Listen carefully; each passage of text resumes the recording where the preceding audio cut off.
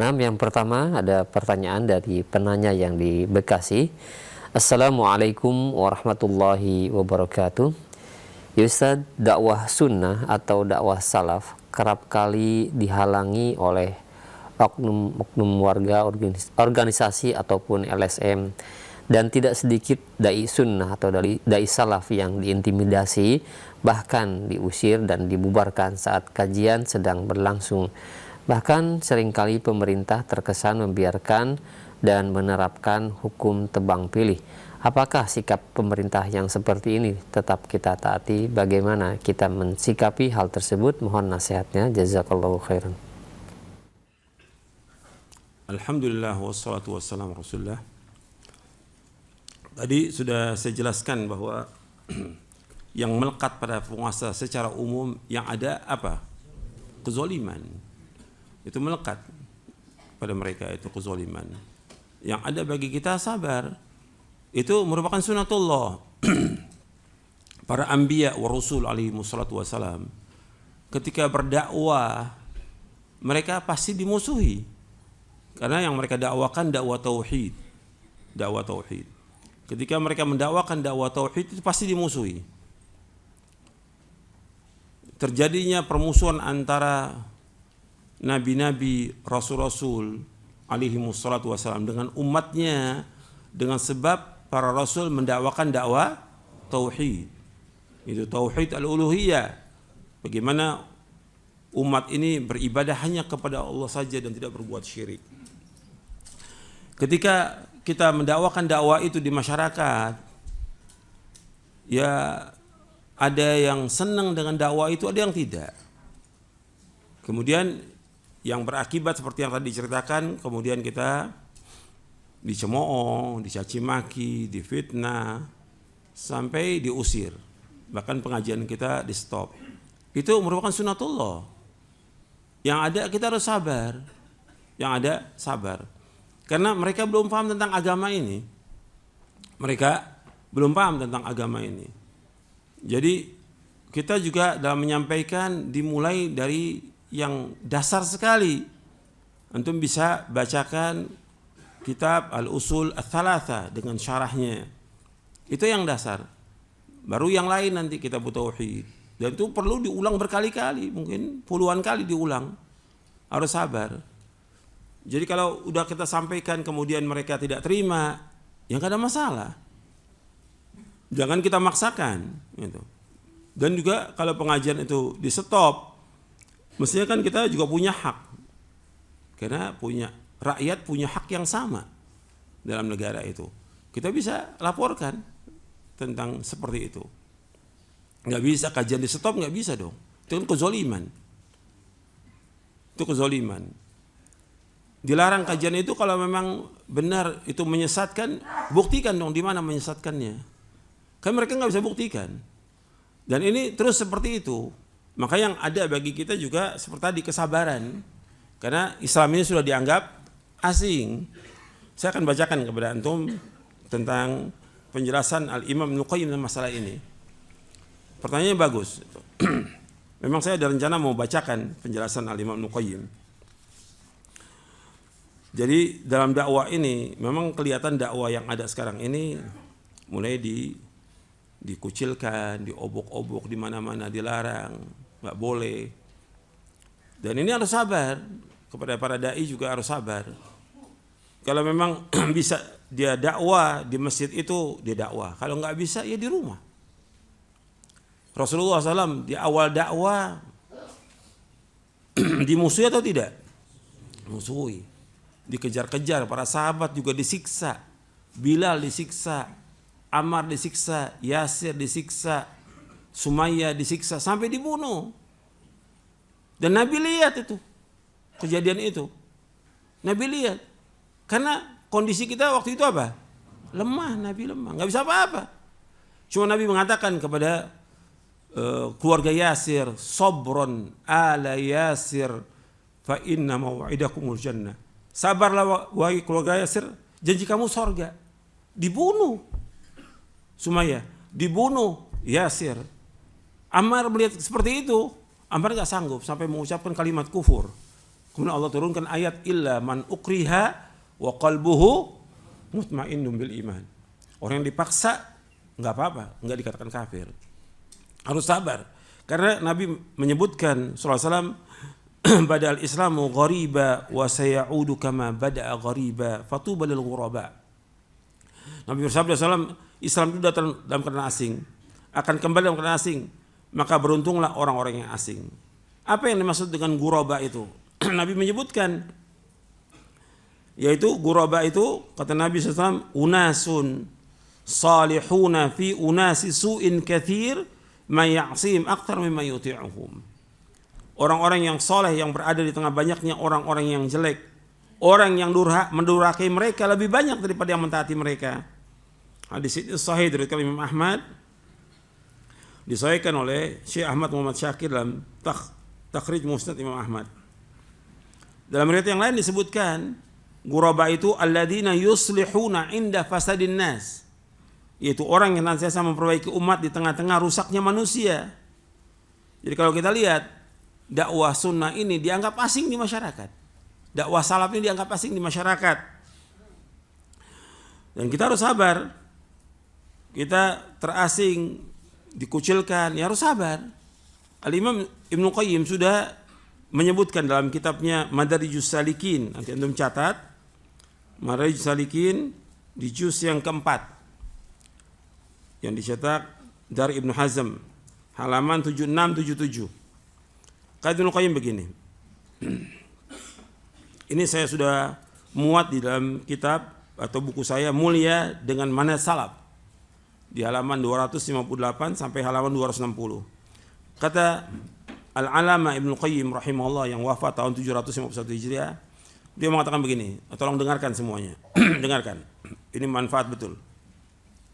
Fa idza arada al-mu'minu alladhi qad razaqahu Allah basiratan fi dinihi wa fiqhan fi sunnati rasulih wa fahman fi kitabih wa arahu man nasu fihi min al-ahwa'i wal bid'i wad dalalat wa tanakkubihim an as-siratil mustaqim alladhi kana alaihi Rasulullah sallallahu wa ashabuhu fa idza arada an yasluka hadha as-sirata falyuwattin nafsahu ala qadhil juhali wa ahli al-bid'i fihi wa ta'nihim alaihi wa izra'ihim bihi wa tanfirin nasi anhu wa tahdhirihim min kama kana salafu min al-kuffar yaf'aluna ma matbu'ihi wa imamihi sallallahu alaihi wa ala wasallam fa amma in da'ahum ila dhalik wa qadaha fima hum alaihi fa hunalika taqumu qiyamatuhum wa yabghuna lahu al-ghawaila wa yansibuna lahu al-habaila wa yajlibuna alaihi bi khairi kabirihim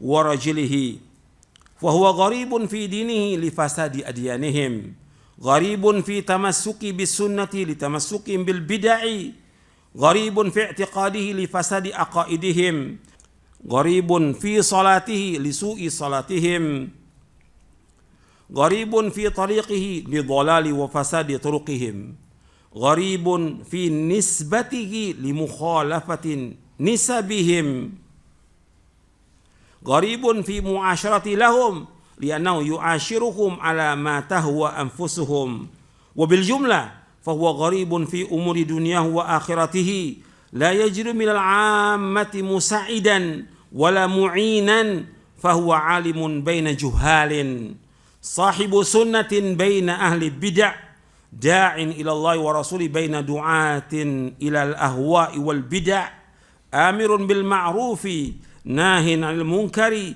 baina qaumin al-ma'rufu ladaihi munkarun wal munkaru ma'rufun.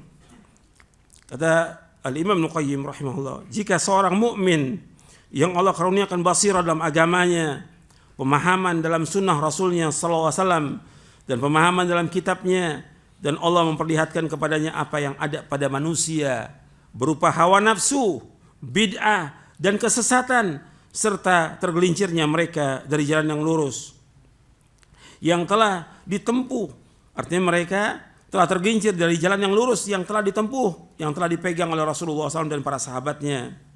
Maka seorang yang ingin melalui jalan yang lurus ini, hendaklah ia mempersiapkan diri untuk menghadapi cacian, celaan, cemoohan orang-orang bodoh dan ahlul bid'ah. Yang mereka tidak segan-segan memprovokasi dan menghasut manusia dan mentahdir agar menjauhi. Dia mentahdir agar kaum muslimin menjauhi dirinya. Seperti yang dilakukan nenek moyang mereka dari orang-orang kafir terhadap panutan dan imamnya yaitu Rasulullah SAW. Adapun jika ia mengajak mereka kepada kebenaran serta mengkritisi apa yang mereka lakukan, artinya dari perbuatan-perbuatan syirik, bid'ah, adat istiadat yang menyimpang dari syariat, apabila dia mengajak kepada kebenaran serta mengkritisi apa yang ada pada mereka yang mereka lakukan, maka di saat itu terjadilah kiamat bagi mereka. Ya, ini mereka sangat marah sehingga mereka pun segera menyusun strategi untuk menjebak dan mencelakai orang yang mendakwakan dakwah sunnah itu dengan mengarahkan pemimpin dan pasukannya. Maka orang yang mendakwakan dakwah sunnah ini menjadi asing dalam agamanya karena rusaknya agama mereka. Menjadi asing dalam berpegang kepada sunnah karena kuatnya mereka berpegang kepada bid'ah. Menjadi asing dalam akidahnya karena rusaknya akidah mereka. Mereka mengikuti akidah yang sesat. Mereka menyembah kubur, percaya kepada dukun-dukun, jimat-jimat. Mereka tidak percaya tentang Allah di atas arasy dan yang lainnya. Ini akidah yang rusak mereka ini. Dia menjadi asing dalam sholatnya karena buruknya sholat mereka. Asing dalam sholatnya karena buruknya sholat mereka. Kita mencontohkan sholat sesuai dengan sunnah Nabi, mereka tidak. Asing dalam jalannya karena sesat dan rusaknya jalan mereka. Asing dalam nisbatnya karena bertentangan dengan nisbat mereka. Kita nisbat mereka kepada Quran dan sunnah ala fahmi salaf. Kalau mereka nisbatnya kepada pemimpinnya, kepada kelompoknya, dan yang lainnya. Asing dalam interaksinya, arti muamalahnya kepada mereka karena dia memperlakukan mereka dengan sesuatu yang tidak cocok dengan selera mereka. Secara garis besar dia menjadi asing dalam urusan dunia dan akhiratnya. Dia tidak mendapatkan orang yang membantu dan menolongnya dari orang-orang awam, maka ia adalah alim di antara orang-orang bodoh. Dia pembela sunnah di antara penganut bid'ah. Dia seorang dai yang mengajak kepada Allah Rasulnya di antara para penyuruh yang mengajak manusia kepada bid'ah dan hawa nafsu. Orang yang memerintahkan kepada kebaikan dan melarang dari yang mungkar di tengah-tengah masyarakat yang menganggap kebaikan sebagai kemungkaran, sementara yang mungkar mereka anggap sebagai kebaikan. Kata Ibnu Qayyim, di sini harus sabar kita. Ini kita asing dengan masyarakat dan mulai dilarang pengajian-pengajian sunnah di mana-mana. Bahkan masjid-masjid nggak boleh diadakan pengajian sunnah. Harus sabar. Ini cobaan. Maka kita introspeksi pada diri kita. Yang paling besar semua kesalahan disebabkan karena dosa kita. Wa ma asabakum min musibatin fa bima kasabat aydikum wa ya'fu an katsir. Apa saja musibah yang kalian dengan sebab dosa kalian dan Allah banyak memberikan maaf. Introspeksi bahwa kita banyak salah, kita banyak dosa. Mohon ampun kepada Allah dan laksanakan apa yang bisa kita lakukan.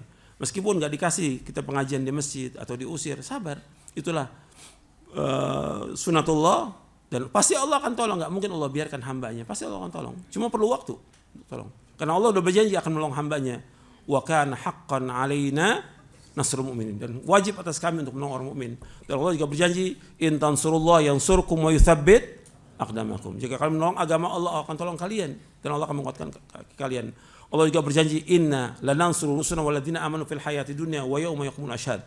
Kami akan menolong rasul-rasul kami dan orang beriman dalam kehidupan dunia dan nanti di akhirat. Cuma perlu sabar, pertolongan pasti akan datang.